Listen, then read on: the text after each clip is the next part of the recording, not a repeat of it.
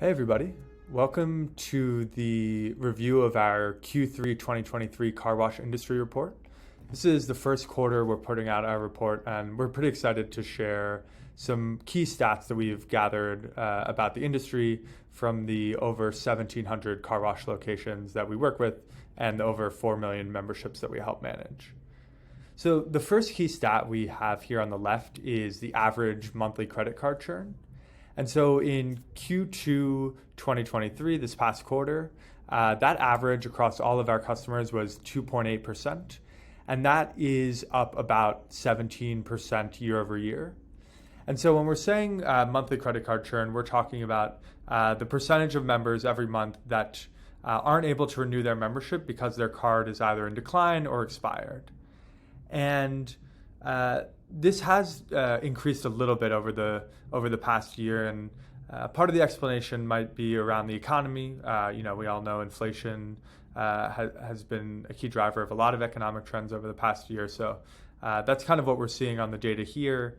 And definitely a way to deal with this is to send members messages when their credit card is declined, kind of have a proactive approach, because these are members that are not trying to quit their plan, but they just happen to be churning out due to a credit card. The next stat we have here is the average monthly voluntary churn. So similar to credit card churn, but voluntary churn is all about members who are choosing to cancel their services for any reason at all. So maybe they're not happy with the service or quality or price that they're receiving, but they're making a conscious decision to leave their plan. And last quarter, that was 4.6% industry-wide, and that's also up around 10% year over year. And what we think might be going on there is just as the membership bases are increasing across a lot of our washes, you're starting to get more and more customers, which means more customers that will churn out and who car wash membership isn't the best fit for.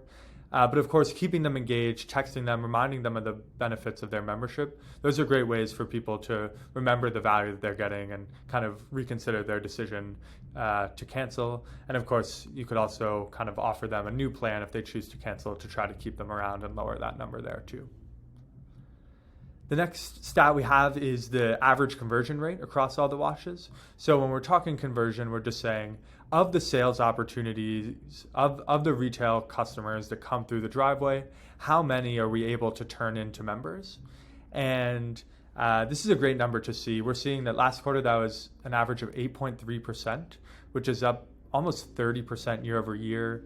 And I think that has a lot to do with training up staff in the driveway, providing incentives for people selling memberships, and providing great kind of like new promotional offers for people to join memberships.